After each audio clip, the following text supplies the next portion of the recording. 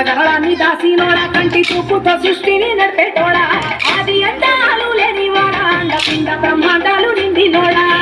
నా